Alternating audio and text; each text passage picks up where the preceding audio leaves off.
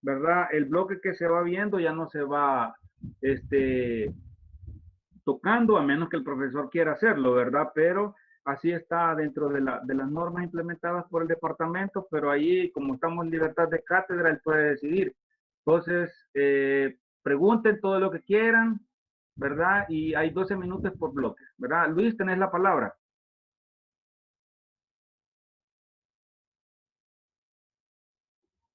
Hola, doctor Mejía.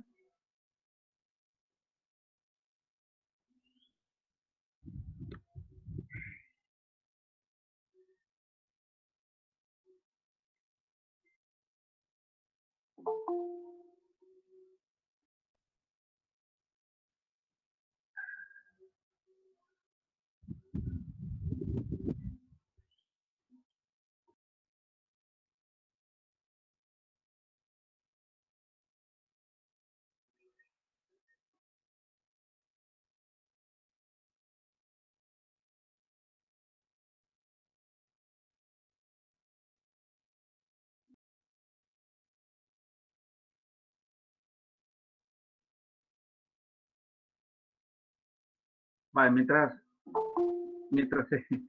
entra nuevamente el doctor Mejía. Miren, chicos, solamente decirles, porque me han estado escribiendo que no pueden descargar las clases, ¿verdad? Es una forma aquí está, ya entró, solo Luis, déjame transmitirle a los chicos nada más eso. Para que ustedes puedan entrar y que el sistema los capte que han ingresado al aula, ¿verdad? Pero de ahí lo pueden ver y no se van a quitar las clases hasta después que pase la tutoría de la discusión de grupo de bioseñalización y de citocromo oxidasa. Hasta entonces se va a quitar, pero ahí van a estar las clases y ustedes pueden verlas, ¿verdad? Eh, Luis, te quedas entonces tú, ahí Va, ellos sí, está bien. 12, Muchas 12 minutos, gracias. 12 Sí, minutos por está bien. bloque, ¿verdad? Vaya, ahí te dejo. Va, seguro. Bueno, buenas tardes, estudiantes de Bioquímica 1, doctorado en Medicina. Vamos a dar inicio a la tutoría de este día con el primer bloque, ¿verdad? Entonces, como ya dijo el doctor Serrano, tenemos alrededor de 12 minutos para cada bloque. Entonces, tenemos que aprovecharlo al máximo para cumplir con la tarea. Entonces, podemos ir leyendo los objetivos de cada bloque en el orden, ¿verdad? Entonces, vamos a ver quién lee el primer objetivo. ¿Me escuchan? El primer objetivo dice explicar la naturaleza química de las enzimas, sus principales propiedades y la función que desempeñan en los sistemas biológicos. Sí, vaya. Entonces, para este bloque de objetivos, para este objetivo número 1, ¿qué dudas les han surgido al respecto al resolver la discusión de la naturaleza química, de las propiedades o del funcionamiento de las enzimas?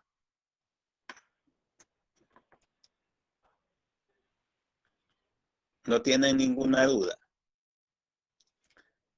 ¿Cuál es la naturaleza química de las enzimas?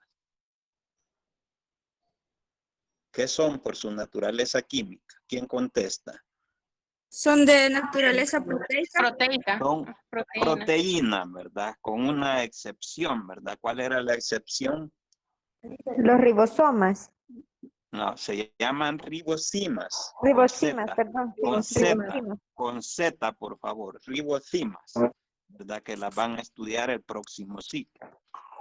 Entonces ya definimos la propiedad en cuanto a la naturaleza química, entonces vamos a hablar de las propiedades. ¿Cuáles son las propiedades importantes de las enzimas? La eficiencia. La eficiencia Y la especificidad. y la especificidad, ¿verdad? De las dos, ¿a cuál le darían mayor ponderación? De acuerdo a la mayoría de autores. Especificidad. A su especificidad. A la especificidad, ¿verdad? Entonces, habría que No sé si tienen duda en la definición de lo que es especificidad y eficiencia para que lo mencionen. ¿Qué es especificidad? ¿Qué es eficiencia? Escuchan.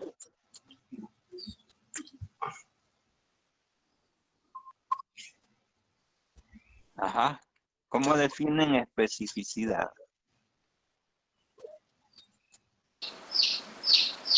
Especificidad sería cuando ellas actúan sobre un determinado sustrato o un grupo. O un grupo reducido de sustratos, ¿verdad? Sí, y eficiencia, ¿a qué se refiere? A que aceleran las reacciones químicas, la velocidad de las reacciones. Sí, ese es su mecanismo de acción, ¿verdad? Y su función, ¿verdad? Acelerar la velocidad de las reacciones. ¿Y esto a través de qué lo hacen? ¿Qué parámetros afectan para tener esa propiedad? Disminuyendo la energía de activación. Disminuyen la energía de activación. Entonces, eficiencia es que en qué cantidades se necesitan en el organismo las enzimas, en qué concentraciones las podemos encontrar funcionalmente, intermedias, altas, porque a eso se refiere la eficiencia. ¿Cómo las encontramos? ¿Ustedes qué dicen? En concentraciones pequeñas. En concentraciones pequeñas, ¿verdad? Y a pesar de eso transforman gran cantidad de sustrato en producto y a eso se refiere la eficiencia. Bien, entonces aquí si tienen alguna otra duda con este objetivo, si no avanzamos al número 2 por cuestión de tiempo. Vale, leamos el objetivo 2 entonces. Dice, explicar cómo el pH y la concentración de sales afectan el estado iónico de una enzima y su función biológica. Vale, entonces vamos a ver quién quiere hablar de pH y afectación de las enzimas. Doctor Mejía, me están ¿Sí? preguntando si lo pueden grabar. Habían dicho que no, Sí, no iba a pero permitir grabación. vaya, usted no permite, vaya, porque No. me dejaba la acción libre, Douglas, le Sí, acabo de pero, preguntar.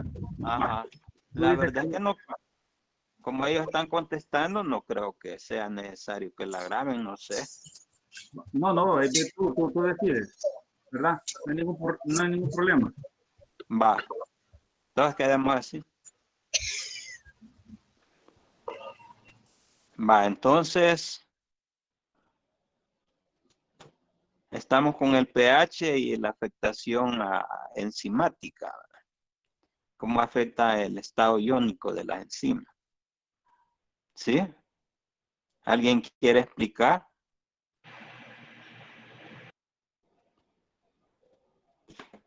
Porque entiendo que ya resolvieron la discusión de grupo, ¿verdad? Porque mañana es el examen ya.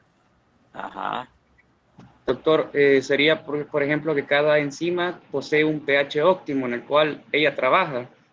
Y si, por ejemplo, este pH óptimo está en un nivel más bajo de lo normal, la enzima no va a poder hacer su trabajo enzimático normal. Bueno, esa sería una forma, pero en cuanto al estado iónico, ¿cómo deben ser los estados iónicos, por ejemplo, en el sitio activo de la enzima con relación al sustrato para que puedan unirse?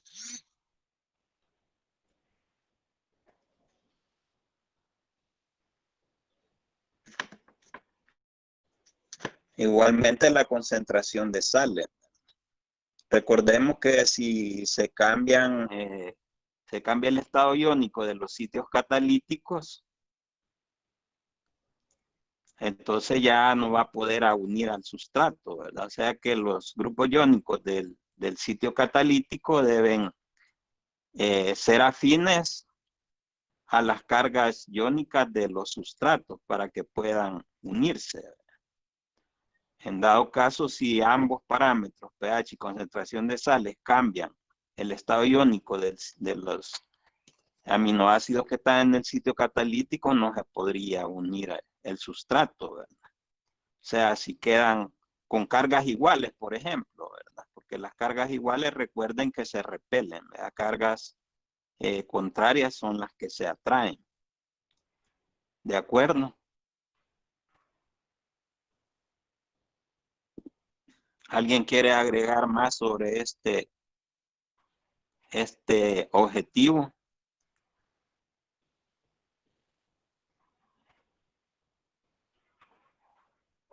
Bien, si no hay más, pasamos al tercer objetivo entonces. ¿Quién lee el tercer objetivo? Dice explicar el análisis de los siguientes factores que afectan la velocidad de las reacciones enzimáticas: concentración de sustrato, concentración de enzima, temperatura y pH. Bien.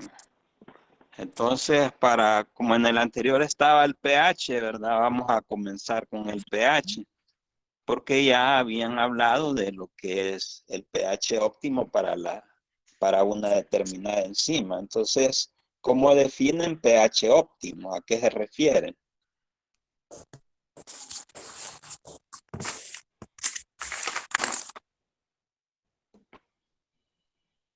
Ajá, ¿qué es pH óptimo? ¿Cómo lo pueden definir? Ya sea conceptual o en sus propias palabras. El Sí. pH puede definirse como el pH en el cual una enzima es completamente, tiene todas sus propiedades catalíticas.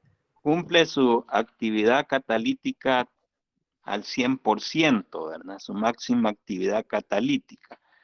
Entonces podemos poner ejemplos, ¿verdad? Por ejemplo, a nivel gástrico, ¿qué pH es el que encontramos? ¿Qué valor de pH? 1.5 a 1.5 a 3. Ahí anda el promedio, ¿verdad? De 1 a 3, promedio 1.5. Entonces, un ejemplo de enzima que cumpliría su pH óptimo a este nivel, ¿cuál sería? ¿Qué La nombre pepsina. de enzima? La La pepsina. pepsina, ¿verdad? Muy bien, la pepsina. Entonces, cada enzima, pues de acuerdo a dónde actúa, sí tiene que tener su pH óptimo, ¿verdad? Entonces, por ejemplo, a nivel intestinal, el pH es diferente. ¿De cuánto es a nivel intestinal? Ahí van, las enzimas van a actuar ahí a otro pH óptimo, en otro valor, ¿verdad? ¿De cuánto es el pH intestinal? Recuerda. A nivel intestinal, doctor, si no estoy mal, es un pH básico entre Es un pH 6, básico. ¿Cómo? 8. Ahí tipo 8, ¿verdad? Entonces ahí las enzimas pues van a ser diferentes, ¿verdad? Ahí van a poder cumplir su eficiencia catalítica máxima en ese pH de 8, ¿verdad? Ahí serían enzimas de tipo digestivo, ¿verdad? Bien, luego tenemos, ¿por cuál parámetro seguimos? Por la concentración de enzimas, que es más sencillo, ¿verdad?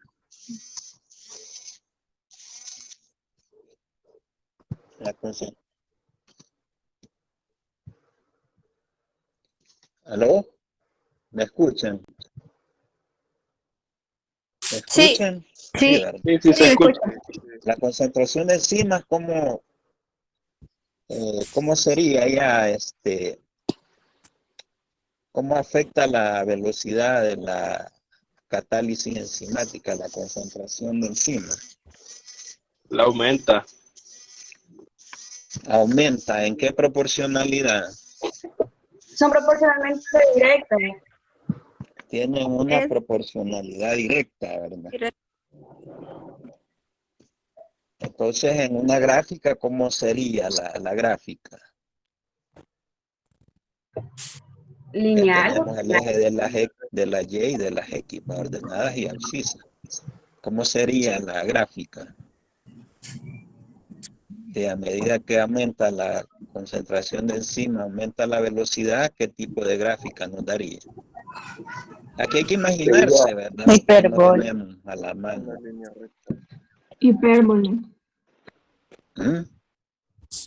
Sería ¿Qué una tipo de hipérbola por... proporcionalidades? A medida que aumenta la concentración de enzima, aumenta la velocidad de reacción. ¿Qué proporcionalidad es? ¿Qué tipo Directa. directa, ¿verdad? Entonces, Directa. ¿qué tipo de gráfica daría? Si es directa. Lineal. Lineal. Una línea recta, ¿verdad? Una línea recta. Bien. Entonces, pasamos a la temperatura. ¿Qué me pueden mencionar de la temperatura? La temperatura aumenta la velocidad de la reacción. Ajá, ¿hasta qué punto? ¿Hasta qué punto puede Antes de aumentar la temperatura? antes de que sobrepase la barrera energética. Sí, pero ¿cómo le vamos a llamar a ese punto? Desnaturalización. Antes de la... Temperatura. Es Sería similar al temperatura pH, óptima. ¿verdad? Temperatura óptima, ¿verdad? Entonces puede definir así como definieron el pH óptimo, ¿verdad? Entonces, ¿cómo lo van a definir temperatura óptima? La temperatura a la que la enzima ejerce su mayor acción catalítica. Muy bien, exactamente, así es, ¿verdad? Solo nos queda el parámetro de la concentración de sustrato, ¿verdad? Que hay que ponerle más atención, ¿verdad? Entonces, ¿cómo la concentración del sustrato afecta a la actividad enzimática? Aumenta la velocidad de reacción. Bueno, con la concentración de sustrato ya entramos a otro tipo de cinética, ¿verdad? Que es llamada cinética por los autores. Michaelis Menten. Ajá, cabal, ¿verdad? Entonces, estos autores definieron al menos 3 puntos, ¿verdad? El punto A, el punto B y el punto C, ¿verdad? Entonces, ¿qué significa cada punto? El punto A, ¿qué significa respecto a la concentración de sustrato y la velocidad de la reacción enzimática? ¿Cómo sería la proporcionalidad en el punto A? Es directamente proporcional. Es directamente proporcional, ¿verdad? Entonces, Sí. inicialmente tendrían una línea de qué tipo, una gráfica. Lineal. La línea Una recta. línea recta, ¿verdad? Al inicio de la gráfica. Pero luego pasamos al punto B. ¿Cómo se interpreta el punto B en este tipo de cinética, en Michaelis Menten? La concentración de sustrato a la cual la velocidad máxima. ¿Se alcanza? La velocidad. La mitad de la velocidad. La mitad de la velocidad máxima, ¿verdad? Así es, la mitad de la velocidad máxima. Entonces, ¿qué porcentaje de saturación tiene la enzima con su sustrato entonces? Si estamos a la mitad. El 50%. El 50%, ¿verdad? Hasta que llegamos al punto C, ¿verdad? El punto C es diferente. ¿Cómo definirían al punto C? Donde está completamente Cuando la enzima ya está saturada. Ya está saturada, porcentaje. 100%. ¿verdad? 100%. Entonces, ¿qué cantidad de producto estamos obteniendo? El 100%. ¿verdad?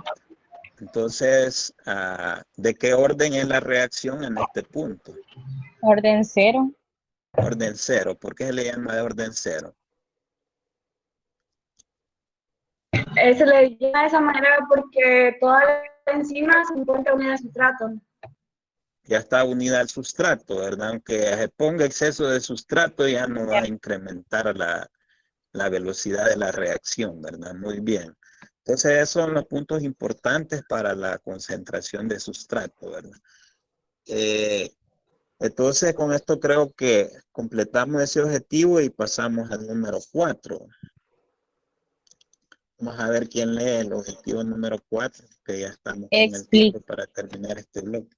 Ajá. Explicar por qué el pH del ambiente intracelular de las enzimas no es precisamente el pH óptimo de las enzimas. Ajá. Ajá. ¿Qué análisis han hecho de este objetivo? Yo siento de que ese actúa como, puede actuar como un modulador, es decir, de que, o sea, si estuvieran siempre a su pH óptimo, creo que generaría hasta cierto punto un desbalance en nuestro cuerpo, ¿no? Porque pasarían las enzimas catalizando y catalizando reacciones. Entonces yo considero de que el pH de la intracelular lo que hace es como mantenerlas como inactivas hasta cierto punto para que no generen. Sí, muy bien, así es, ¿verdad? Entonces recordemos que estas son formas de regulación enzimática. El pH y los cambios mínimos de pH y temperatura pues regulan la actividad enzimática, ¿verdad? Por ejemplo, ¿qué sucedería si en el páncreas, que las enzimas se producen como precursoras inactivas? Son enzimas digestivas, se activaran en el mismo páncreas. ¿Qué sucedería?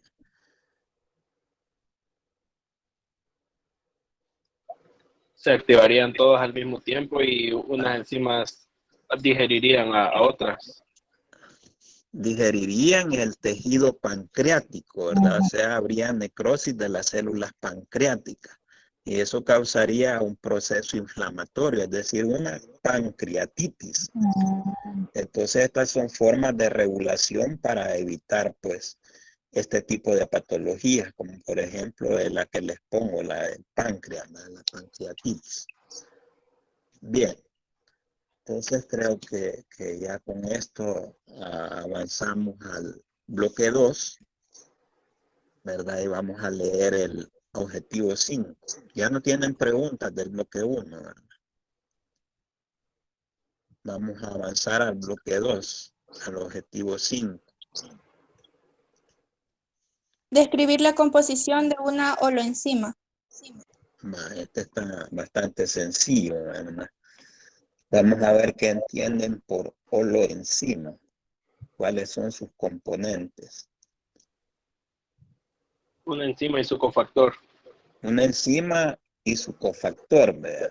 O su coenzima o su grupo prostético, dependiendo de la enzima que sea, ¿verdad? Entonces, a la parte proteica de la holoenzima, ¿cómo se le llama? Apoenzima. Apoenzima, ¿verdad? Muy bien. Bien, ahí completamos, ¿verdad? Vamos a leer el objetivo 6. Describir los mecanismos de catálisis enzimática. Ajá, vale. ¿Qué mecanismos de catálisis enzimática revisaron en la bibliografía? Catálisis ácido-base general. Ácido-base general. Ácido-base específica. Ácido-base específica. Covalente y iónica. Covalente. ¿Y? Iónica. Por iones metálicos. Por iones metálicos. Bueno, acá lo importante, además de comprenderlo, sus mismos nombres lo dicen, ácido base, ¿qué compuesto participa en el ácido base? ¿O qué elementos participan? En la específica, el agua. El agua, ¿verdad? Los protones y los hidroxilos. Y en el ácido base general se refiere a la transferencia de protones facilitadas por otras clases de moléculas. Ajá, cabal. Vea. Entonces acá el otro mecanismo, el covalente, ¿qué podrían decir del covalente? Por la formación de un enlace covalente transitorio entre la enzima y el sustrato. Ajá, ¿y estos enlaces son débiles o son fuertes? Débiles. Son transitorios, ¿verdad? Pero no son débiles. Los enlaces covalentes son enlaces fuertes, pero como son transitorios, ¿verdad? Entonces aquí sería de poner ejemplos. Por ejemplo, ¿qué ejemplo de enzima pueden dar que cumple con la catálisis ácido-base y covalente al mismo tiempo? ¿Qué enzima, con qué enzima pueden ejemplificar? Pepsina. ¿Mm? Pepsina. ¿Cuál es el ejemplo clásico? La quimotripsina. La quimotripsina, ¿verdad? La quimotripsina, que es una enzima que se produce como precursora a nivel pancreático, ¿verdad? Ya lo vamos a ver más adelante. Bien, y catálisis por ion metálico, ¿tienen algún ejemplo?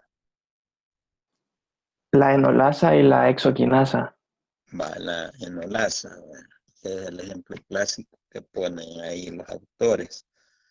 Recuerden que hay otras enzimas también que necesitan de iones para poder ejercer su función, ¿verdad? Por ejemplo, la citocromo oxidasa, ¿qué ion necesita? ¿Qué metal? Cobre. El cobre, ¿verdad? Cobre, necesita hierro también. La piruvato quinasa. Hierro. No. Piruvato quinasa. Potasio más 2. Potasio, ¿verdad? Potasio es más 1. Ah.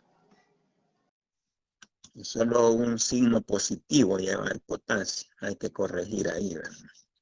Bien, esos son algunos ejemplos, ¿verdad? Entonces, vamos a avanzar al objetivo 7. Vamos a leer el objetivo 7.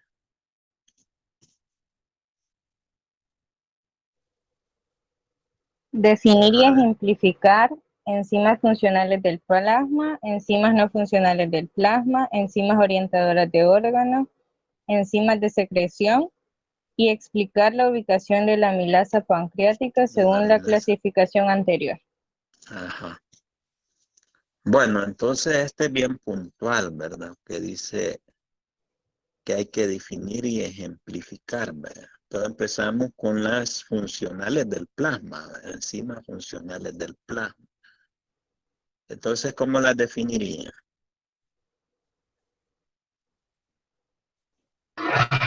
Pueden definirse como enzimas que se encuentran circulando en todos los individuos normales y que tienen papeles fisiológicos que desempeñan dentro de ella.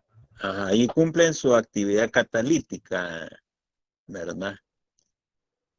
¿Qué ejemplos, como dice ejemplificar, ¿verdad? ¿Qué ejemplos de enzimas funcionales del plasma podrían decir? Podría ser Anhidrasa para el carbónica. lipasa. Anhidrasa carbónica. ¿Otra? El plasminógeno. Ajá, las proenzimas de la coagulación sanguínea y de la cascada, sí, de la cascada de coagulación sanguínea. Sí. ¿Qué otras? ¿Qué hay La otras? pseudocolinesterasa. Pseudocolinesterasa ahí.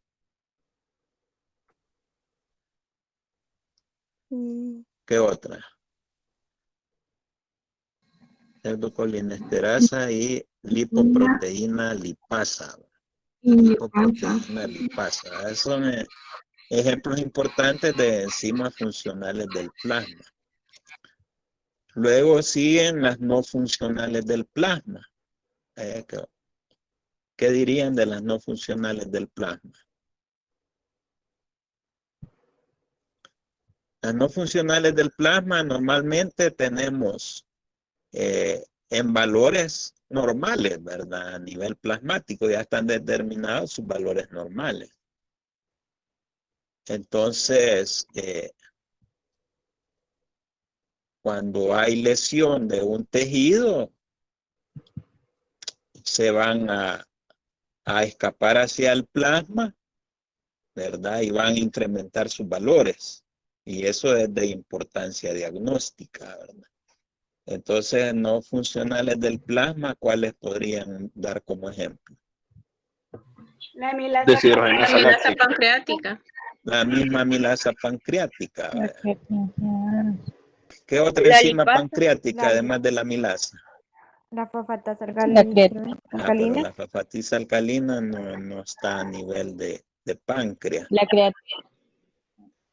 Amilasa y La lipasa creatina. pancreática. Amilasa y lipasa pancreática.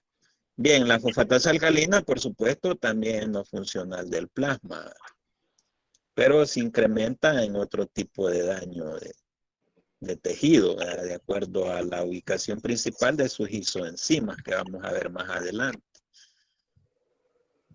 Luego habla de enzimas orientadoras de órganos, ¿verdad? Ajá, ¿y esto a qué se refiere?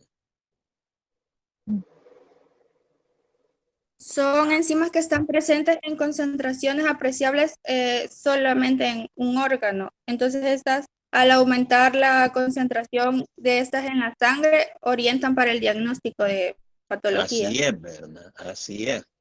Por ejemplo, si tenemos una lesión a nivel de hígado, una lesión hepática, ¿qué enzima estaría reflejando ese daño hepático? Más específicamente de las transaminasas, que hay dos las que son más importantes.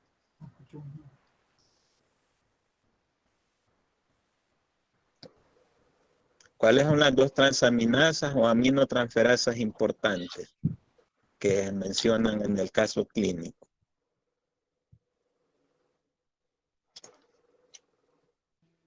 Se llaman transaminasas o aminotransferasas. Aminotransferasa La y aspartato aminotransferasa, ¿verdad? ¿Esta qué órgano la orienta? alanina. Y está aumentada en plasma, en sangre. ¿A qué órgano orienta la aspartato aminotransferasa? La aminotransferasa creo que es al corazón y Al corazón, la aspartato. Ajá. Y la la otra se llama transferasa. alanina aminotransferasa. Que esa es la que orienta a daño hepático. Orienta a daño hepático, ¿verdad? Sí. Estos son aspectos importantes ya para el diagnóstico clínico, ¿verdad? Porque el diagnóstico se da en base a la historia clínica y las pruebas de laboratorio contribuyen a confirmar, ¿verdad? Son contributorias al diagnóstico que ya se ha hecho por clínica. Luego pasamos a las enzimas de secreción. Ajá. ¿A qué se refiere enzimas de secreción? Vamos a ver. Doctor, las enzimas de secreción son aquellas que son secretadas por cierto órgano, pero no tienen su función catalítica en este, sino van a ejercer su función en otro sitio.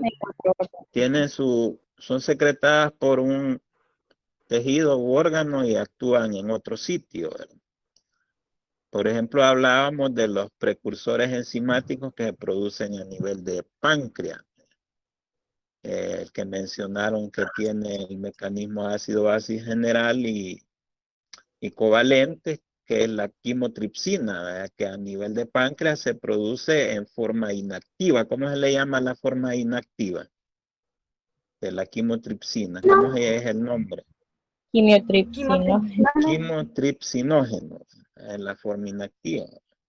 Va a ser secretada hacia el intestino y ahí va a sufrir la conversión a la enzima activa, que es la quimotripsina. Entonces faltaría ubicar a la amilasa pancreática dentro de estos tipos de clasificación, ¿verdad? ¿Dentro de cuáles la ubicaría? Su mecanismo es de hidrólisis, ¿no? Dentro de las hidrolases. No, pero ahorita estamos hablando de la clasificación que acabamos de revisar. Dentro de esta clasificación, ¿dentro de cuáles la podrían ubicar? No funcionales del plasma. No funcional del plasma, muy bien. ¿Qué más? Como una enzima de secreción. De secreción también, ¿y qué más? ¿Qué más? ¿Cuáles son los valores normales de amilasa pancreática? De 60 a 160 unidades. Unidades por decilitro. ¿Qué Sería sucede clasificado si también. paciente con dolor abdominal le enviamos la amilasa pancreática y le encuentra el triple o cuádruple de su valor? pancreatitis aguda. Ajá, entonces también en qué clasificación cabe, además de no funcional del plasma y de secreción, Orientadora de órganos. orientadora de órganos, ¿verdad? También es orientadora de órganos. Entonces ahí completamos la clasificación de la amilasa pancreática, ¿verdad? Bien, falta un objetivo, ¿verdad? Solo Siguiente. si me permite un momentito, Luis. Me Ajá. están preguntando aquí sobre el objetivo 7, sobre lo que tú estabas hablando. Yo le comentaba a Aura que hay un capítulo en la química clínica de Bishop sobre enzimología clínica. No sé si tú les habías mencionado de eso. La verdad es que como en la bioquímica 2 van a ver hay un tema de 2 horas sobre pruebas de laboratorio y marcadores. Sí, es solo para Para ampliarlo. diagnósticos. Sí, hay bibliografía, ¿verdad? En cuanto a todo este tema de las pruebas de laboratorio, pruebas bioquímicas de laboratorio, ¿verdad? En las químicas clínicas, pueden encontrar, ¿verdad? ¿Algo más, Miguel? No, solamente eso, que lo estaba viendo y no Ajá. sé, lo quisiera subir para que alguien tuviera una idea más general de las cosas, no es para que sea obligatorio leerla, porque Sí, ya para eso es ampliar. parte de la autoformación que debe Así es. llevar el estudiante, ¿verdad? Así es. Está Entonces bien. les estaba comentando aquí en el chat que hay en la videoconferencia. Voy a buscar el capítulo se lo voy a subir quien lo quiera leer, ¿verdad? No es obligatorio, Sí, sino ahí, que les va a dar otra idea más amplia sí, más completa. Sí, porque aquí estamos dentro de lo más general, vean, la bioquímica 2 se ve más específica, mayor cantidad de pruebas, bioquímicas de laboratorio y marcadores. Ajá, ¿Verdad? perfecto, eso era, Luis. Ajá, seguro. Va, entonces, ya con esto completamos y pasamos al siguiente objetivo, ¿verdad? Número 8. Ajá, vamos a ver quién lo lee. Analizar cuáles son. Dale. Analizar cuáles son las muestras biológicas adecuadas para efectuar las determinaciones enzimáticas. Ajá. ¿Qué muestra biológica son las que se prefieren? ¿Cuál será la muestra preferencial para investigar? El suero. Plasma no heparinizado. Entonces, pero hay otras muestras biológicas, ¿verdad? A nivel del suero, ¿qué más? Plasma no heparinizado. El plasma. Son No muestras es biológicas en general, ¿verdad? Suero, plasma, sangre completa, ¿verdad? Son de los más utilizados. Además, pues sí, cuando alguien tiene un problema urinario, por ejemplo, ¿qué muestra se da? Orina, ¿verdad? Si tiene un problema gastrointestinal, ese, ¿verdad? Entonces hay diferentes muestras biológicas para determinación de pruebas bioquímicas de laboratorio, ¿verdad? En general, incluyendo enzimas, ¿verdad? Así como ya hablábamos de la amilasa, de la lipasa, de la alanina-aminotransferasa, de la aspartato-aminotransferasa, vea que a nivel sérico pues se pueden determinar y orientan y son contributorias para el diagnóstico de patología, contribuyen al diagnóstico de enfermedades en los pacientes. Bien, inclusive en el prenatal, en la mujer embarazada también, ¿verdad? Si hay antecedentes en la familia de algún niño que ha nacido, por ejemplo, con síndrome de Down, se pueden hacer las investigaciones a nivel del líquido amniótico, ¿verdad? De células del líquido amniótico de las vellosidades coriónicas para hacer un diagnóstico prenatal de ese bebé, ¿verdad? Entonces ahí poco a poco van a ir aprendiendo pues mayor número de tipos de muestras biológicas que pueden hacerse. Bueno, ya saben de las biopsias también, ¿verdad? Para estudio histopatológico. Bien, entonces vamos a pasar al bloque 3, avanzando el tiempo, al objetivo 9. Vamos a ver quién lee el objetivo 9. Explicar la relación que existe entre daño celular y actividad de las enzimas en el plasma. Vale.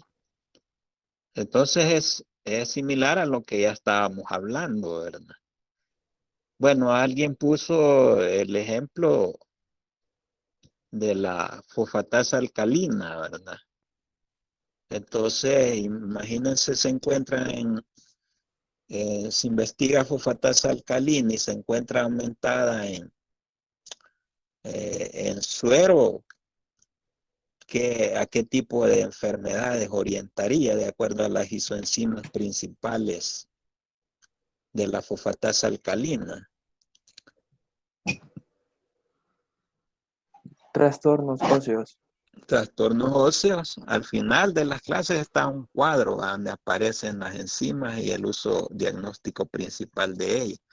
Entonces, enfermedades óseas, o sea, enfermedades de hueso. ¿Y qué otro tipo de enfermedades? Enfermedades de tipo obstructiva a nivel hepatobiliar, de hígado y de vías biliares. Entonces, así es como se relaciona pues una lesión a nivel de célula, a nivel de tejido, ¿verdad? Y cuantificar, pues, hacer la determinación enzimática, pues, a nivel de la muestra biológica apropiada, ¿verdad? Si quieren poner algún otro ejemplo, pues, bienvenido sea, ¿verdad? La ceruloplasmina, que es a La la degeneración. ceruloplasmina. Ajá, a la degeneración. ¿A qué enfermedad orienta? Enfermedad de Wilson. Enfermedad de Wilson. La enfermedad de Wilson, ¿verdad? Que también recibe el nombre de enfermedad hepatolenticular. Ajá, Enfermedad hepatolenticular o enfermedad de Wilson. Muy bien, ¿verdad? Vamos ampliando el panorama. Si van a poner más ejemplos, pasamos al objetivo 10.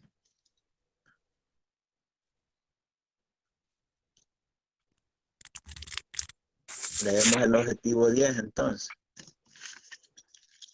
Dice, explicar cómo puede medirse la actividad de las enzimas en las muestras biológicas y la razón por la que en los análisis biológicos se investiga su actividad catalítica en el tejido o fluido corporal y no su concentración.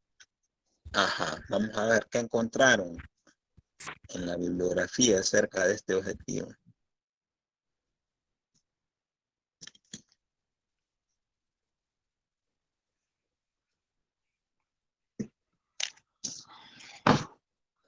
¿Qué encontraron?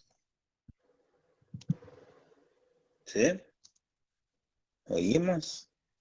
¿Qué análisis han realizado de este objetivo? ¿Por qué no investigar la concentración enzimática? ¿Se acuerdan cómo es el nivel de las enzimas a nivel orgánico? Yo siento que es más por un método práctico, porque al ser muy baja su concentración, creo que no es tan viable medir Así la es, concentración. eso es uno, y la otra sería el costo, ¿verdad? El alto costo que tendría. Entonces esas son las principales, pues, problemas, ¿verdad? Y por lo tanto se prefiere investigar su actividad enzimática, ¿verdad? Entonces, ¿cómo se mediría entonces esa actividad enzimática? ¿De qué manera puede? Midiendo la disminución de la cantidad de sustrato transformado. Ajá, midiendo el sustrato que se va transformando en producto. ¿Qué más? El aumento de la cantidad de producto obtenido. El aumento de la cantidad de producto, ¿verdad? Que este es el que muchos autores consideran, pues, como más viable, ¿verdad? Y una tercera forma. El índice de cambio en la cantidad de coenzima. De coenzimas, ¿verdad? Coenzimas o cofactores, ¿verdad? Entonces, esos son los aspectos que más interesan de este objetivo, ¿verdad? Entonces, ¿quedó claro? Pasamos al número 11. Definir las unidades en las que se expresa la actividad de las enzimas. Vale. Entonces ahí les propusieron en clase varias formas de medir la actividad enzimática, ¿verdad? En cuanto a unidades, ¿qué formas les impartieron? Actividad ¿O han molar. investigado ustedes? La Actividad molar. ¿verdad? ¿A qué se refiere la actividad molar? Al Porque aquí lo que número tienen que hacer es diferenciar los conceptos de cada una de las unidades. Ajá. al número de moles de sustrato transformados por minuto. Así es, vea. Luego tenemos que otra unidad de medición. El catal. Catal. ¿Cómo definimos catal? Es la cantidad de enzima que es capaz de catalizar la transformación de un mol de sustrato por segundo. Aquí cambia, ¿verdad? Aquí es por segundo, ¿verdad? Y cambia también la definición, ¿verdad? ¿Qué más? ¿Tienen La alguna actividad otra? específica. ¿La? Actividad específica.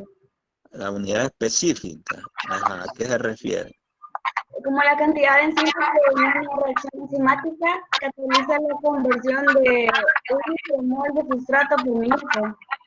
¿Por? Micromol de sustrato por Minuto. minuto, ¿verdad? Micromol de sustrato por minuto. Llevamos 3, ¿verdad? ¿Hay alguna otra? La unidad internacional enzimática. Ajá. ¿A qué se refiere? Es la cantidad de enzima que cataliza la transformación de un micromol de sustrato por minuto. Micromol de sustrato por minuto, ¿verdad? Como la primera que mencionaron, ¿verdad? Bien, entonces, esos conceptos pues son que los sepan diferenciar, ¿verdad?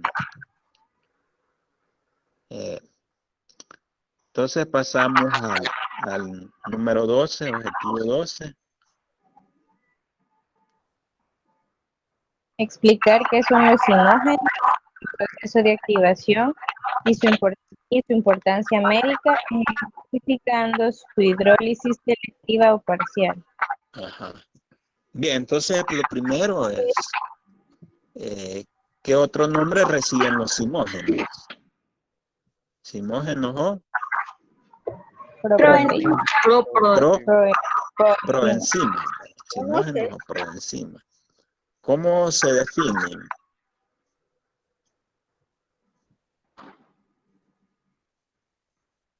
¿Cómo se definen? Es un precursor inactivo. Son precursores inactivos, ¿verdad? Enzimáticos. Que no catalizan ninguna reacción como lo hacen las enzimas. Cabalmente, ¿verdad? Porque son formas precursoras, ¿verdad? Entonces hay que proponer ejemplos de simógenos y mencionar su proceso de activación, ¿verdad? Entonces, a nivel gástrico, ¿qué simógeno me podrían dar, por ejemplo? Pepsinógeno. El pepsinógeno, ¿verdad? Entonces el pepsinógeno tiene que ser transformado para que pueda realizar su función, para que sea activo, ¿verdad? ¿Cómo es ese proceso de activación del pepsinógeno? Inicialmente. ¿Qué lo activa inicialmente? Recordemos que estamos a nivel gástrico, ¿verdad? Y hablamos de formas de regulación. Ajá. ¿Cómo se activa inicialmente el pepsinógeno? A nivel del estómago, a nivel gástrico.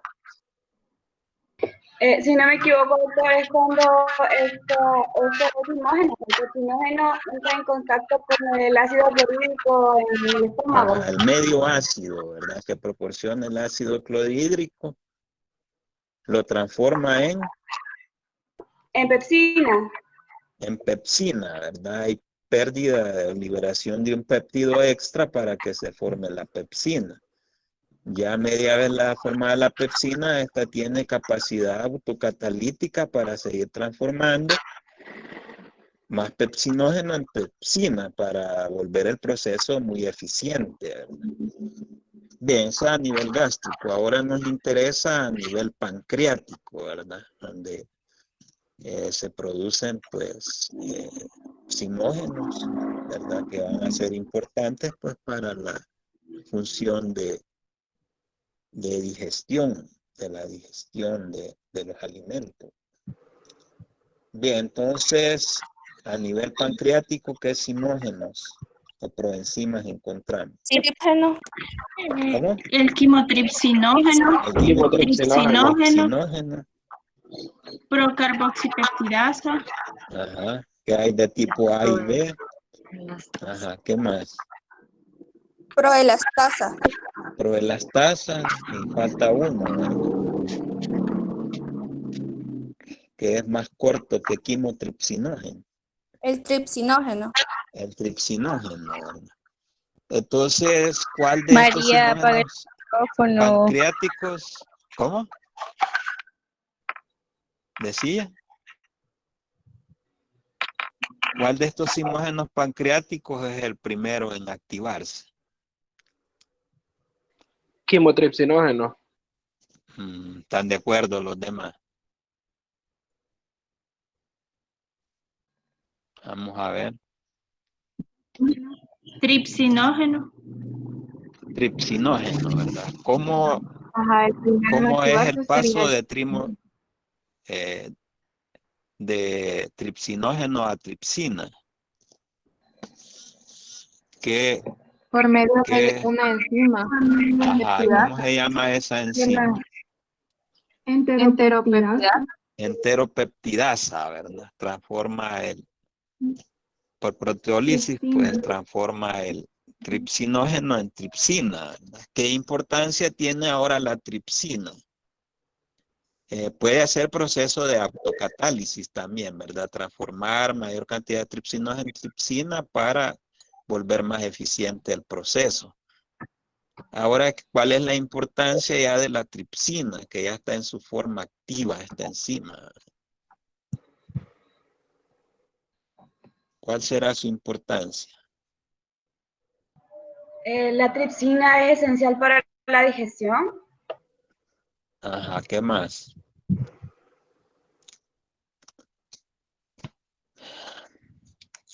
La tripsina es el activador común de los otros sinógenos pancreáticos, ¿verdad? Ahí estriba su importancia. Va a transformar al quimotripsinógeno a su forma activa y los otros sinógenos pancreáticos que mencionaron también los va a transformar a sus formas activas, ¿verdad? Esa es la importancia bioquímica que tiene, ¿verdad? Bien, entonces ya hablamos de los simógenos y de su proceso de activación, ¿verdad? Y habla también de la importancia médica, ya algo habíamos mencionado, ¿verdad?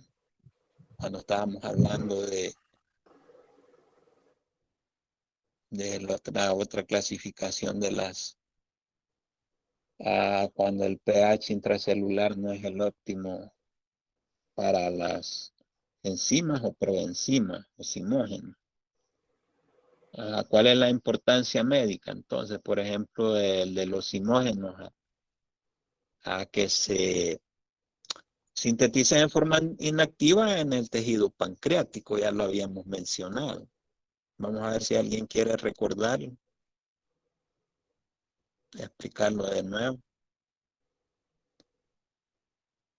Porque se activan, perdón, se sintetizan en forma inactiva para protección del mismo tejido pancreático, ¿verdad? Ya lo habíamos mencionado. ¿Qué sucedería si se activan ahí mismo dentro del páncreas? Ya lo habíamos mencionado. ¿Qué sucedería? Producen daño tisular o pueden necrotizar el tejido si se activan. Ajá, el tejido en el pancreático va a órgano. producir un proceso inflamatorio que lo conocemos como Pancreatitis. pancreatitis. Pancreatitis aguda, ¿verdad? Pueden ser causa de una pancreatitis aguda. Entonces eso tiene importancia pues médica, ¿verdad? Bien. Entonces, creo que hemos completado el bloque 3, ¿verdad? ¿O tienen alguna otra duda, alguna otra pregunta? No pasamos al bloque 4 entonces. Vamos a leer el objetivo 13.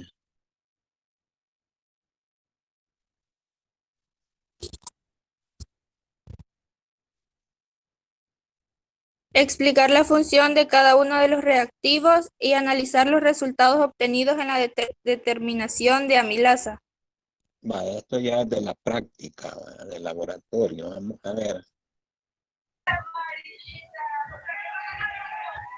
El almidón sería el sustrato y el reactivo de yodo sería el químico con el cual se puede saber si la enzima está digiriendo el almidón o está funcionando la enzima. Ajá.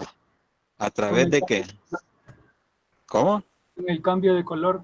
Ajá, sí, así es. ¿Y qué resultados obtuvieron? ¿Qué es importante en cuanto a los niveles de Maltosa y amilasa? maltriosa. A los productos de la reacción. Y los valores que obtuvieron en la práctica del laboratorio, resultados del laboratorio. El valor que les dio.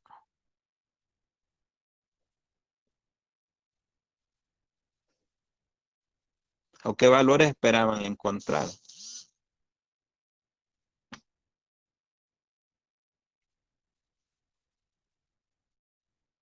Ajá. Supongo que teníamos que esperar que llegara a ser un color azul verdoso, pero de ahí no. Ajá. Bueno. En cuanto a los valores normales de la prueba, o sea, ya me refiero a determinación enzimática. Debería ¿Qué estar valores? Dentro Los del valores rango normal. normales ya los habían mencionado, ¿verdad? ¿Cuáles son los valores normales? que sería de 60 a 160. Unidades por 60 a 100 decilitro. unidades por decilitro, ¿verdad?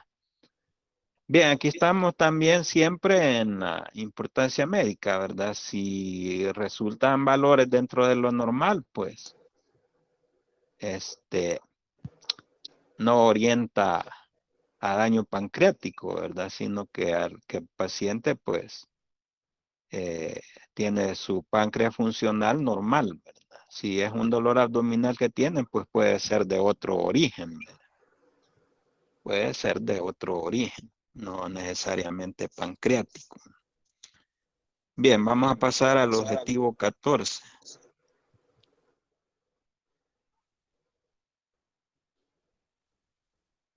¿De qué habla el objetivo 14? Explicar la clasificación de las enzimas de acuerdo a la reacción que catalizan y ubicar a la amilasa dentro de ellas. Bueno, vamos a dar la clasificación general de las enzimas entonces. ¿Cuántas clases? Son 6 clases. ¿Cuántas? 6. 6, ¿verdad? Ajá. ¿Cuál es el orden que llevan? Porque llevan el orden, ¿verdad? Ese orden tiene que conservarse porque es el número que les pertenece. Óxido Ajá. reductasas. Ajá. Mencionemos las 6 primero en el orden. ¿Cómo? Óxido reductasas, transferasas. Número 3. Hidrolasas. Hidrolasas. Liasas. 4.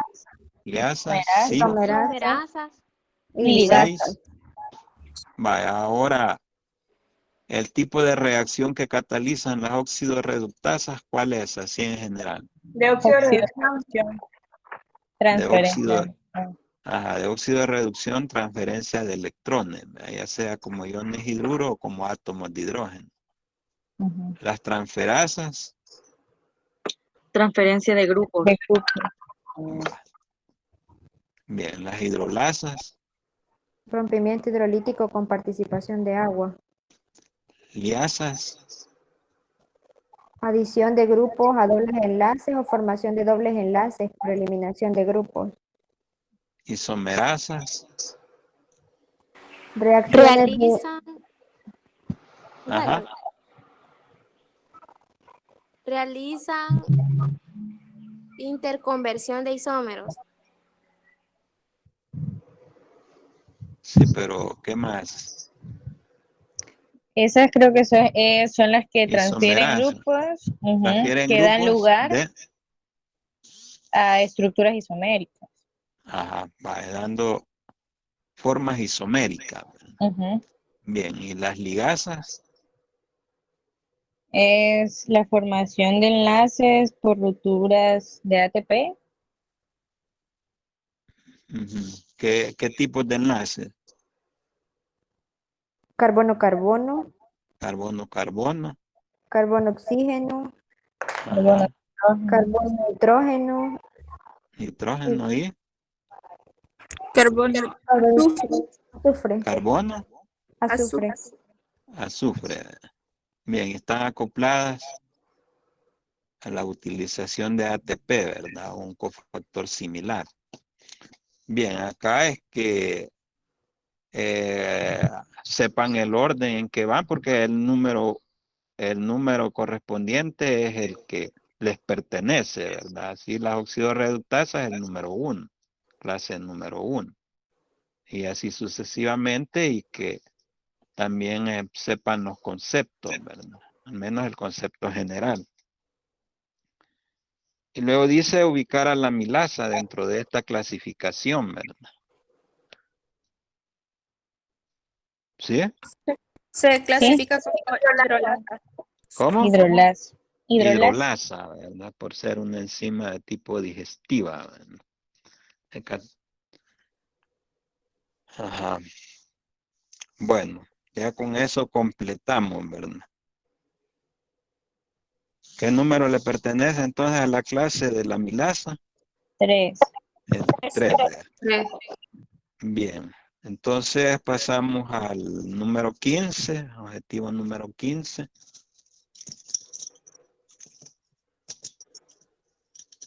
Describir la reacción catalizada por la amilasa, señalando sustrato, producto y enlace que rompe. Ajá. Ajá. ¿Quiénes pueden ser sustratos para la amilasa? El almidón y el glucógeno. El almidón y el glucógeno, ¿verdad? Entonces, ¿qué tipo de especificidad tiene?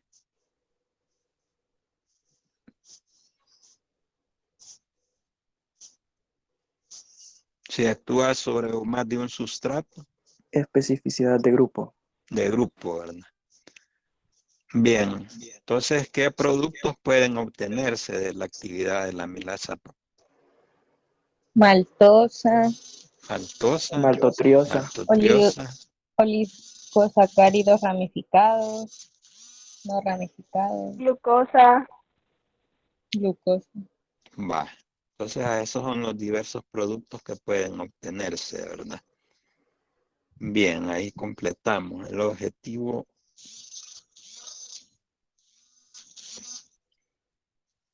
Solo para agregar a ese objetivo, al final dice el La enlace ruptura que rompe. el enlace que Es rompe, sí. El alfa 1,4. El alfa 1,4. Glucosídico. Glucosídico, ¿verdad? Alfa 1,4 glucosídico. Bien. Entonces pasamos al siguiente objetivo. Vamos a ver quién lo lee. Dice explicar la razón por qué en el diagnóstico diferencial, en la evolución y en el pronóstico de muchos estados patológicos son importantes los análisis enzimáticos. Ajá, vamos a ver qué interpretación le han dado a este objetivo. Ahí habría que agregar tratamiento también, el tratamiento de las patologías. Diagnóstico diferencial, evolución, tratamiento y pronóstico de patología. Ajá.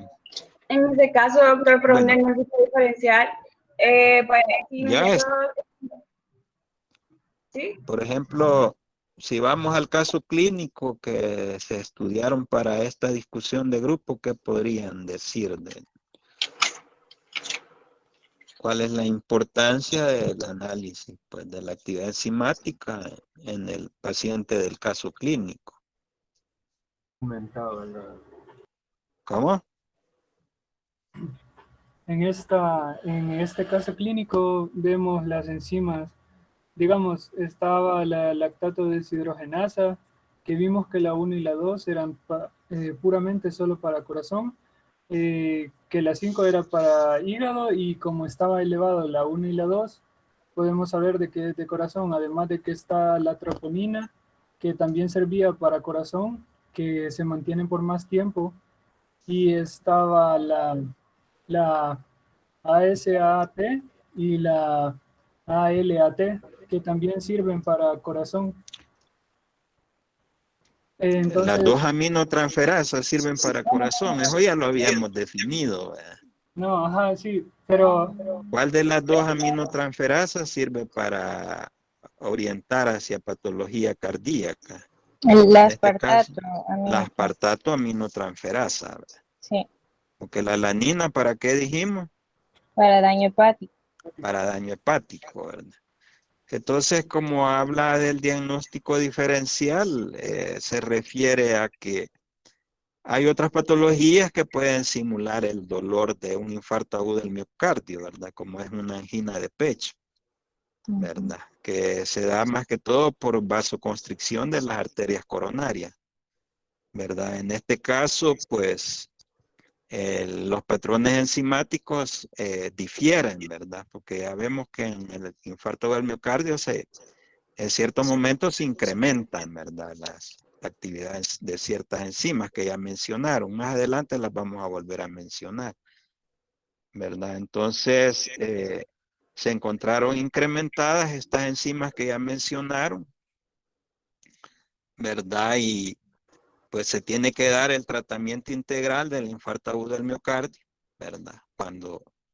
Por supuesto, cuando no es un infarto masivo, ¿verdad? Cuando ustedes saben que cuando hay mucho tejido miocárdico ya necrosado, ¿verdad? Un solo infarto le da a la persona, ¿verdad? En este caso, pues, afortunadamente no fue así, entonces hay chance de darle a los primeros auxilios y trasladarlo al hospital, ¿verdad? Que es donde se tiene que dar el tratamiento integral del infarto del miocardio.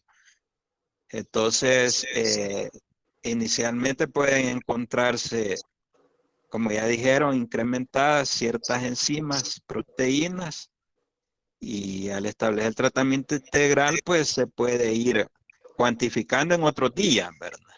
Entonces, ¿cómo esperarían encontrarla ya después de un tratamiento integral de unos 3, 4 días? ¿Cómo esperarían encontrar ese patrón enzimático? De las enzimas que se elevan primero, ¿verdad? ¿Cómo estarían ya después de cierto tiempo de tratamiento? ¿Qué esperaríamos La con el creatina transcurso quinasa de los días? Porque bueno, las que se inician o las que se elevan tempranamente, ¿verdad? ¿Qué esperaríamos en tratamiento integral de infarto agudo del miocardio ya después de varios días en esas enzimas que inicialmente se habían incrementado? Para ver la evolución y el pronóstico del paciente. que hayan disminuido. Que vayan disminuyendo, ¿verdad? Que estén llegando a su valor normal o ya estén normales. Así significa que el tratamiento es el apropiado y que la evolución y el pronóstico del paciente, pues, son de mejoría, ¿verdad? Es una buena evolución y un buen pronóstico para el paciente.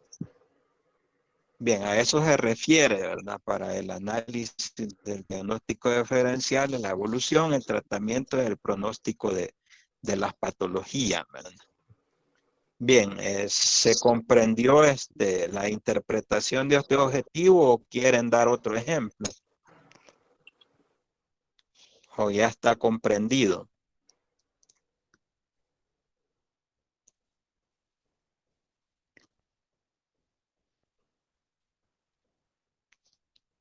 Bien, entonces vamos a pasar al bloque 5. El bloque 5, el objetivo 17. ¿Quién lo lee? Dice, enunciar los valores normales de amilasa en suero y explicar las posibles alteraciones séricas en algunos procesos patológicos. Pancreatitis, parotiditis, apendicitis, obstrucción de vías biliares, úlcera péptica perforada, insuficiencia renal, entre otros. Bien, ¿cómo analizaron este objetivo? Solo, doctor Mejía, ¿Sí? comentarle que ya se pasó, ¿verdad? Porque habían iniciado a las 4:15, son las 4:23, pero usted tiene la libertad de seguir. Yo me tengo que salir, lo voy a dejar acá. Va, está bien, yo voy a terminar hasta el último objetivo, no te preocupes. Vamos a completar, Perfecto. aunque nos llevemos un poco más de tiempo. Gracias. Sí, gracias, porque estoy viendo que está muy buena la tutoría. Comentarles a los chicos que ya tengo el capítulo del libro, se lo voy a subir más tarde para que lo vean, y les voy a subir otro artículo más que les estaba rebuscando ahorita, donde hablan también por enzimas no funcionales del plasma, enzimas funcionales del plasma también, para complementarlo con la explicación y la clase, ¿verdad? Bueno, excelente. Ok, nos vemos entonces. Nos vemos, pues, cuídate. Bien, entonces vamos a leer el objetivo 17, ¿verdad?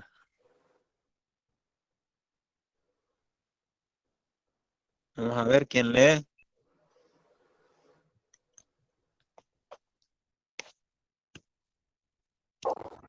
Enunciar los valores normales de amilasa en suero y explicar las posibles alteraciones séricas en algunos procesos patológicos. Pancreatitis, parotiditis, apendicitis, obstrucción de las vías biliares, úlcera péptica perforada, insuficiencia renal, etc. Vaya, ¿cómo interpretaron este objetivo?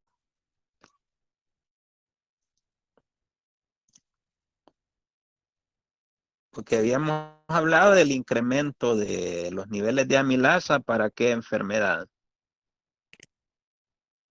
Los aumentos para pancreatitis aguda. Ajá. Pues recordemos que hay isoenzimas, pueden haber isoenzimas en otros tejidos, ¿verdad? Por ejemplo, a nivel de las parótidas, ¿qué tipo de amilasa encontramos ahí? Amilasa salival. Amilasa salival, ¿verdad? Amilasa salival. Entonces, a aquellos órganos que tengan isoenzimas de la amilasa o que de alguna manera puedan afectar secundariamente al páncreas, pues pueden verse elevados los niveles de amilasa, ¿verdad? Entonces, aunque puede haber otras enzimas que sean más importantes determinar en esas otras enfermedades, ¿verdad? Vamos a ver qué más investigaron acerca de estas patologías que se mencionan.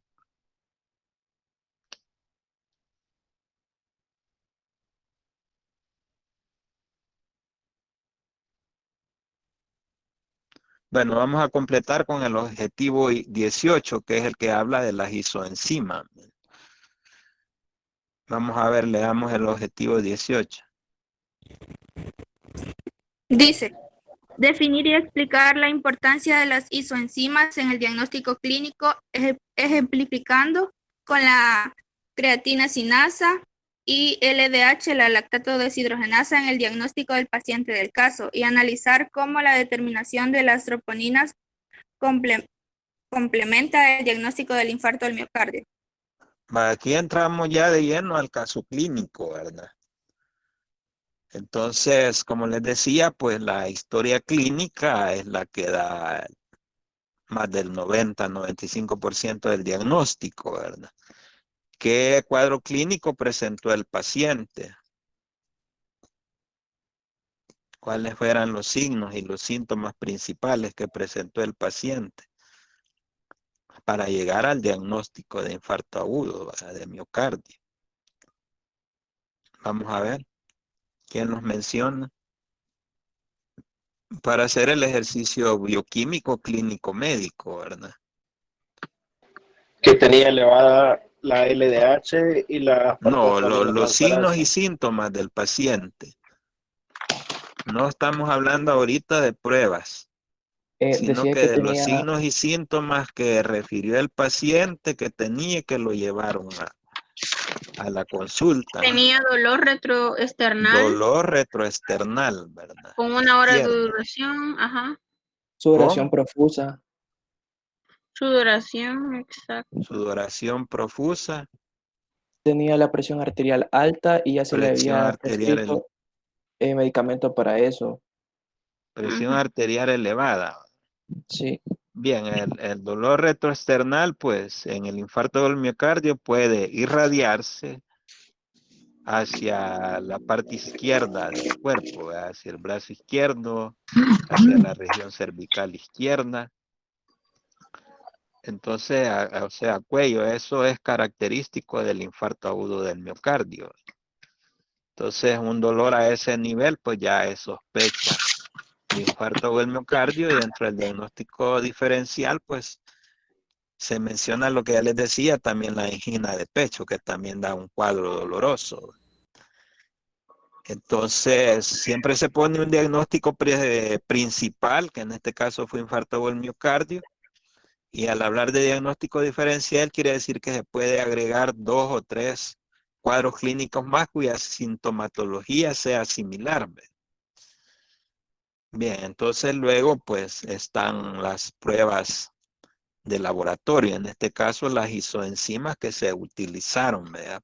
Se midió su actividad, muestra biológica, para determinar su nivel, ¿verdad? ¿Cuál fue el resultado de las pruebas?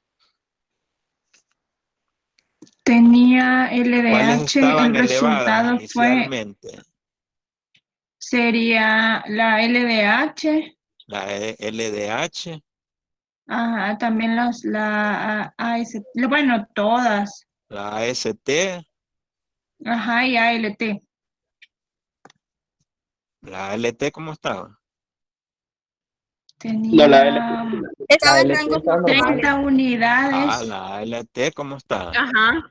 estaba en el rango normal. Normal, ¿verdad? Ahí Sí, confirmamos que de las 2 aminotransferasas, la aspartato aminotransferasa es la que interesa Estaba normal. para los aspectos de infarto agudo del miocardio, ¿verdad? Entonces habría que ver qué isoenzimas nos interesan de las mencionadas, ¿verdad? De la lactato deshidrogenasa. ¿Y qué otra enzima se estudió o puede estudiarse? La troponina. La creatinquinasa No, también. enzimas, la creatinquinasa, ¿verdad? La creatinquinasa, sí. Entonces tenemos que ver las isoenzimas, ¿verdad? Para conocerlas un poco más, estas dos enzimas. Hablemos primero de la lactato deshidrogenasa, ¿verdad? ¿Cuántas subunidades tiene la lactato deshidrogenasa? 5, ¿Cuántas 4. cadenas Isoformas son polipeptídicas? 5. ¿Cuántas 5. cadenas polipeptídicas? Tiene Dos. 4. 4 cadenas polipeptídicas, ¿verdad? O sea que es olimérica o multimérica. Ahora, ¿qué tipos son las cadenas polipeptídicas o subunidades? ¿De qué tipo son? O sea, las Muscular y letras con que se cardíaca. designan. M y H. M y H, ¿verdad? ¿La M a qué se refiere? Muscular. Músculo. La muscular. ¿Y la H? Cardíaco. Corazón. Cardíaca, ¿verdad? Vienen de las siglas en inglés, ¿verdad? M es igual que en español, corazón cambia en inglés, ¿verdad? A la H, ¿verdad? Entonces de estas, pues, haciendo la combinación de las 4 las cuatro cadenas polipeptídicas y las 2 subunidades, obtenemos ¿cuántas isoenzimas para la lactato deshidrogenasa? 5. 5. Va, entonces de las 5, ¿cuáles nos interesa analizar para contribuir al diagnóstico de infarto agudo del miocardio? 1 y 2. La 1 y la La 1 y la 2, ¿verdad? Hasta tienen La ahí un 1. gráfico donde aparecen aumentados la 1 y la 2. Bien. Ahora vamos con la creatina quinasa, ¿verdad? ¿Cuáles son las isoenzimas de la creatina quinasa? ¿Cuántas son y cuáles son? 3. Son 3, ¿verdad? Van 1, 2, 3. La 1, ¿qué subunidades tiene? La creatina quinasa 1. La 1, BB. BB, ¿verdad? BB. La 2, MB. MB. Y la 3, MM. MM. Bien. Entonces, de las 3, ¿cuál nos interesa investigar en infarto agudo del miocardio? 2 y 3. La MB. La La MB. MB principalmente. Secundariamente, ¿qué otra nos interesaría estudiar? La 3. La 3, vea, MM, que es para músculo y miocardio, pero la más específica es la 2, vea, la CKMB. Esto es en cuanto a las isoenzimas de la lactato deshidrogenasa y la creatina quinasa. Ahora vamos a complementar con las proteínas que ya mencionaron, ¿verdad? Con las troponinas. Ajá, ¿qué tipos de troponinas pueden mencionar? C, I y T. Ajá, ¿y qué significa cada letra? La troponina C es fijadora de calcio. La C, ¿verdad? La Ajá. troponina I es inhibidora de la interacción actina-miosina. Actina-miosina. La troponina T es fijadora de la tropomiosina. Ajá. Va, si les dijeran de las 3 isoenzimas de las troponinas, les piden 2 que nos interesa investigar en infarto agudo del miocardio, ¿cuáles elegirían? La I y la T. La I y la T, ¿verdad? Si les dijeran entre la I y la T, ¿cuál de las 2 preferirían investigar? La I. La I, ¿verdad? ¿Por qué razón? Ahí lo dice, ¿verdad? En la discusión del caso clínico. Lo pueden leer. Lo que dice de la I.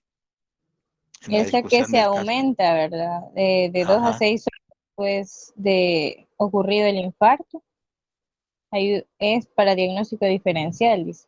Ajá. Permanece Pero- elevado durante de 4 a 10 días. Ajá. ¿Qué más dice más abajo? Y también porque puede detectarse antes que el dímero de la citocromosinasa. Por de la MB. creatinasa. Del MB. Creatinquinasa. Ajá. Esta es más rápida. Sí, es más rápida. Va. Entonces hay varias razones, ¿vea? Por las cuales. Entonces estamos claros, ¿vea? CKMB, LDH 1 y 2 y las troponinas I, T. Y de las 2 la troponina I. ¿Verdad? Bien, entonces estamos claros en ese objetivo, ¿verdad? ¿Sí?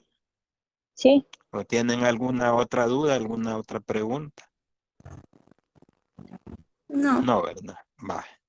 Entonces superamos ese objetivo. Vamos a pasar al 19, que ya nos salimos ya del caso clínico, ¿verdad? Bien, entonces lo del caso clínico estamos bien, ¿verdad? Bien, entonces el 19 lo leemos. Explicar en qué consiste inhibir una enzima y señalar los diferentes tipos de inhibidores enzimáticos, diferenciando con el proceso de desnaturalización y los factores que lo causan. Vale. Entonces vamos a ver quién habla de inhibición enzimática, ¿a qué se refiere? ¿Cuál es el objetivo de inhibir una enzima? Impedir. Cuando un agente molecular interfiere en la catálisis, haciéndola más lenta o deteniéndola. Ajá. Entonces, ¿qué tipo de inhibición podemos mencionar? Competitiva a competitiva y mixta. Ajá. Vaya, de aquí de los tipos de inhibición interesan sobre todo dos parámetros, son los que hemos estado analizando, ¿verdad? En cuanto a la cinética de Michaelis-Menten, ¿verdad? Entonces, los inhibidores competitivos, ¿cómo se clasifica la inhibición? ¿Qué tipo de inhibición en general? Hay Reversible. inhibición Reversible reversible e e irreversible. irreversible. Dentro de la reversible nos interesan qué tipo de inhibición, ya los mencionaron, ¿verdad? Competitiva, Entonces la competitivo competitiva y mixto. y mixto, ¿verdad? Entonces nos detenemos en la inhibición competitiva, ¿verdad? ¿Cómo la podemos definir, la inhibición competitiva? Es el inhibidor que compite con el sustrato por el sitio activo de la enzima. Compite por el sitio activo de la enzima. ¿Por qué razón? Porque es estructuralmente similar. Similar, ¿verdad? Es un análogo del sustrato, es similar al sustrato, ¿verdad? Muy bien. Entonces, dentro de la cinética de Michaelis-Menten, ¿qué cambios hay en los parámetros de KM y velocidad? Aumento de KM y se llama KM aparente. Se llama KM aparente, ¿verdad? La Vmax se mantiene. Y no la afecta. velocidad se mantiene igual, ¿verdad? Sí. ¿Cómo se puede superar este tipo de inhibición? Añadiendo más sustrato. Aumentando la cantidad de sustrato, ¿verdad? Entonces, como muchas veces, pues se utilizan medicamentos, se utilizan fármacos, cuando algún pues metabolito esté incrementado en el organismo, ¿verdad? A nivel sanguíneo, a nivel plasmático. Por ejemplo, personas que pueden tener aumentado el colesterol, ¿verdad? En sangre, que lo vamos a conocer como hipercolesterolemia, aumento del colesterol en sangre. Y esto predispone a una lesión aterosclerótica de las arterias coronarias que puede llevar a un infarto del miocardio. Entonces, hay fármacos que ya inclusive en la actualidad están utilizando, ¿verdad? Que se utilizan para inhibir la principal enzima reguladora de la biosíntesis de colesterol, que se llama hidroximetilglutaryl coenzima reductasa, ¿verdad? ¿Recuerdan el ejemplo de medicamentos, de fármacos que se vio en clase que inhibe a esta enzima? Las estatinas. Las estatinas, ¿verdad? Y aparece ahí en un ejemplo que es la atorvastatina, hay varias, ¿verdad? Atorvastatina es un ejemplo. La simvastatina, la lovastatina, bueno, etcétera, ¿verdad? Eso lo van a estudiar ya más en detalle en fármaco y en medicina interna, ¿verdad? Bien, entonces ese es un buen ejemplo, ¿verdad? De inhibición de este tipo. Bien, entonces ya vimos lo de la inhibición competitiva, ahora la acompetitiva. ¿A qué se refiere? ¿Qué parámetros afecta? Es donde, ¿qué parámetros afectan? Ajá, ¿y cómo los afecta? Se Pues fija afecta a los dos, KM y Vmax. Disminuye la velocidad máxima y también disminuye la KM aparente. Disminuye ambos parámetros, ¿verdad? Ajá, eso es importante para diferenciarlo de la competitiva. Y faltarían los mixtos, ¿verdad? Sí, estos se fijan a un sitio distinto al sustrato, pero se fija dentro del complejo enzima-sustrato y afecta la KM aumentándola y disminuyendo la velocidad Y máxima. disminuye la velocidad máxima, ¿verdad? Entonces, esos parámetros son los que tienen que recordar, ¿verdad? Y tenerlos claros, ¿verdad? Para no confundirse, ¿verdad? De la competitiva y la mixta. Ahora vamos al otro tipo de inhibición, ¿verdad? Que es la irreversible. ¿Sí?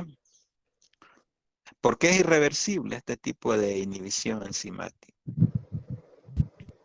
Porque Porque se unen covalentemente.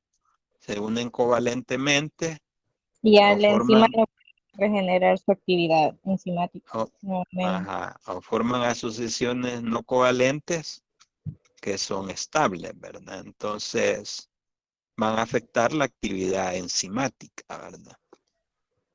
Entonces los irreversibles, ¿qué ejemplos de fármacos podemos mencionar? Los betalactámicos. Los que tienen actividad beta-lactámica, ¿verdad? O sea, inhiben a las beta-lactamasas. Por lo La tanto, son penicilina. la penicilina. Bien, la penicilina, ¿qué enzima inactiva a La nivel bacteriano? Inhibe la transpeptidasa. La transpeptidasa. transpeptidasa, ¿verdad? Que es una enzima clave para las bacterias que sinteticen su membrana, su pared celular. También su pared celular, ¿verdad? Entonces, de esta manera, al no poder hacerlo, pues son destruidas, son eliminadas y así se supera la infección. Pero la penicilina fue ampliamente utilizada y creó resistencia, ¿verdad? Las bacterias pues mutan y se protegen. Y entonces ya no bastó usar solo una penicilina, sino que agregarle un beta-lactámico, ¿verdad? Inhibidor de las beta-lactamasas. ¿Qué ejemplo podemos mencionar? Ácido clavulánico. El ácido clavulánico, ¿verdad? Bien. Si con esto será suficiente de inhibidores irreversibles o quieren mencionar algún otro.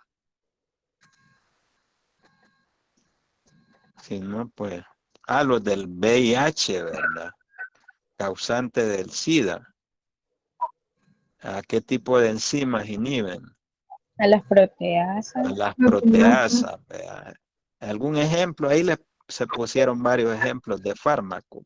Indinavir. Indinavir, nelfinavir, saquinavir, lopinavir. Bueno, bien. Entonces faltaría diferenciar lo que es inhibición con desnaturalización, ¿verdad? Es que ¿Sí? en la inhibición, o sea, es como que se inactive por un tiempo determinado la enzima, ¿no? O sea, no puede realizar su actividad. Catalítica. En cambio, en la desnaturalización, la enzima pierde completamente su capacidad para volver a realizar una acción catalítica. Es como que se vuelve inútil. ¿A qué niveles afecta, qué niveles proteínicos afecta la desnaturalización? La Al estructura terciario y terciaria y cuaternario. cuaternaria. ¿Y qué otro? Secundaria. Secundario, ¿verdad? Se mantiene Sí, únicamente el El primario. primario, ¿verdad? Con los enlaces. Bien. Bueno, de ahí sería de que hay agentes físicos y químicos que producen desnaturalización, que ya estudiaron en el tema de proteínas, ¿verdad? Y pasaríamos al objetivo 20. Si no, ya no hay preguntas del 19 ni algo más que quieran agregar, pues pasamos al 20. Vamos a ver quién lee el 20. Explicar la clasificación de las enzimas reguladoras y señalar las principales características de las enzimas alostéricas y las moduladas covalentemente. Ya, bueno, vamos a ver quién participa en la clasificación de estas enzimas reguladoras y sus características. Las enzimas reguladoras, doctor, se clasifican en enzimas alostéricas y enzimas moduladoras covalentemente. Moduladas covalentemente, ¿verdad? ¿A qué se refiere lo de enzimas alostéricas? Con una enzima alostérica son aquellas que van a experimentar cambios conformacionales en respuestas a la unión de un modulador. Un modulador. Y funcionan a través de una unión reversible. Ajá. Un modulador, un efector, ¿verdad? Se le llama. Y estos pueden ser positivos. Si es positivo, ¿qué va a suceder?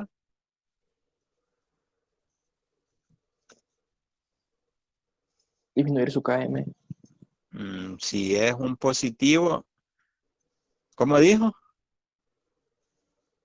Bueno, es que la KM es para la cinética de Michaelis y Mendel, Sí. ¿verdad? Pero aquí no siguen la cinética, pero si bien la nueva KM, dependiendo de la enzima alostérica, también disminuiría, o sea, aumentando la afinidad Sí, por se el sustrato. aumenta la afinidad de la enzima por el sustrato y por lo tanto aumenta la actividad enzimática, ¿verdad? Lo contrario, si es un modulador o un efector negativo, ¿verdad? Bien, eso es en cuanto a alostérico. ¿Y alostérico qué significa? ¿A dónde se va a unir el modulador o A otro efector? sitio, que no es el sitio activo. A otro sitio diferente del activo o catalítico, ¿verdad?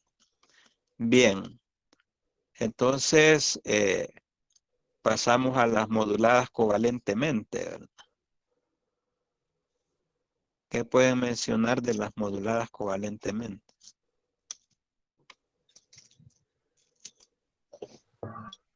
Son el tipo de enzimas que pueden variar entre, en el caso de la fosforilación, ¿verdad? Puede En hacer este una caso, Hay más diferentes, ajá. En este caso dice. que la podía hacer un poco más efectiva la catálisis o podía disminuirla. O sea, entre una forma más activa y una menos activa, Ajá. como ocurría en el caso de la glucosa 6, en la exoquinasa, perdón. Bien, sí, ¿verdad? Hay diferentes formas de modulación covalente, ¿verdad? La que se considera más frecuente e importante, ya la mencionó. ¿Cuál dijo?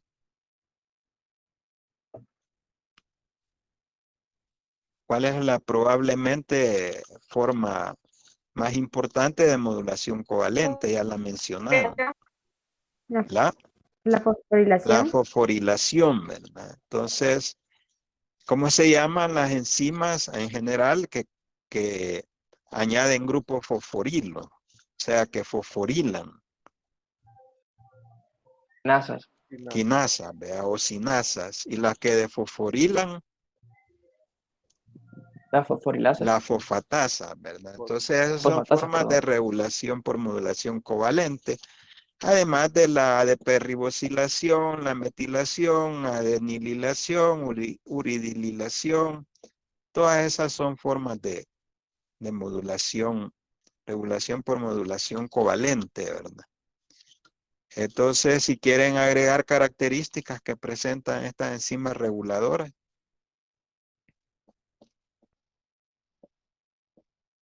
las alostéricas, por ejemplo.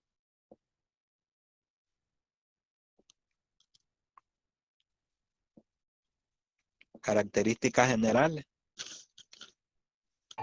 Normalmente pertenecen o forman parte de la vía y son la primera enzima.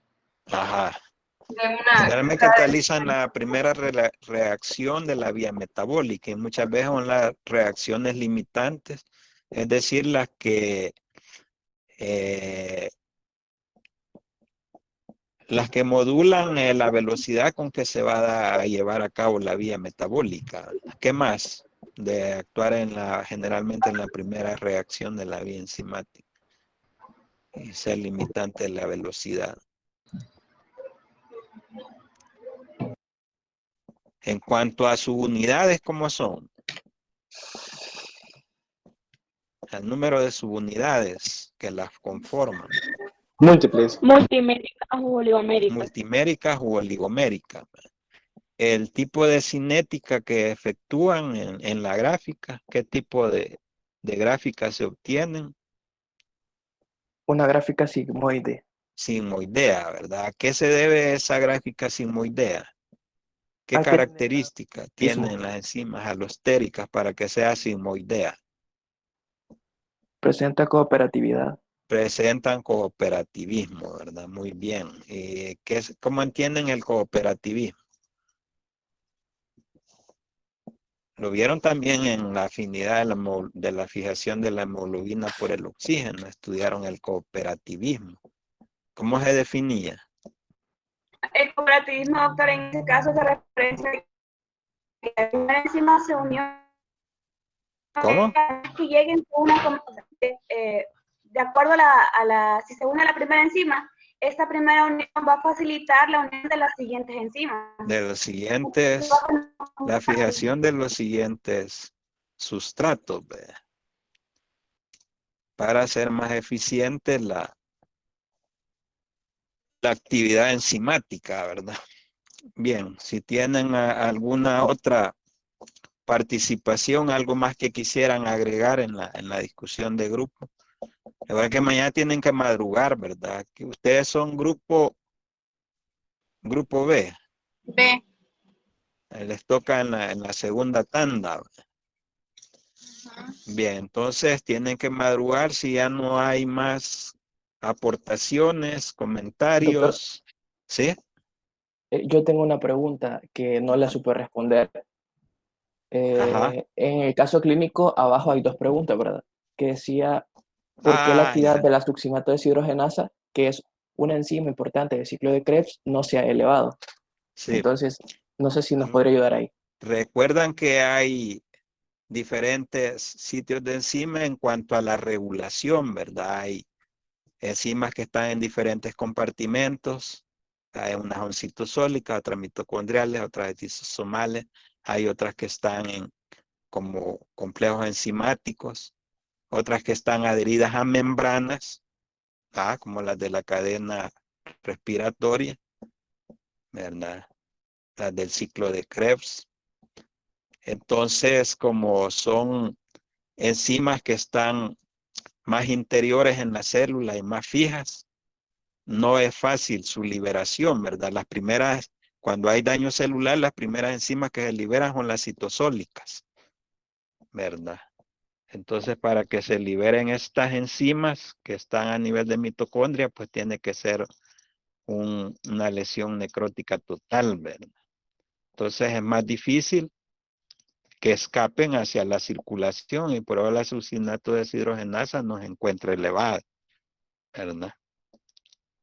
¿Comprendido el concepto? Sí, doctor, gracias. Bueno, recuerden eso, las primeras que se liberan son las citosólicas, son las que se incrementan en el plasma o en la sangre más rápidamente, ¿verdad? A nivel plasmático de suero. Bien, entonces quedamos ahí. Espero que haya sido de provecho esta tutoría, pues, y suerte para mañana, ¿verdad? Gracias. Buenas tardes, Gracias. cuídense Gracias, mucho. doctor. Gracias. No salgan si no es sumamente necesario, por Sí. favor. Gracias. Cuídense, Muchas cuiden a gracias, sus doctor. familias y buenas tardes. Buenas tardes, doctor. Buenas tardes. Gracias. Gracias. Gracias.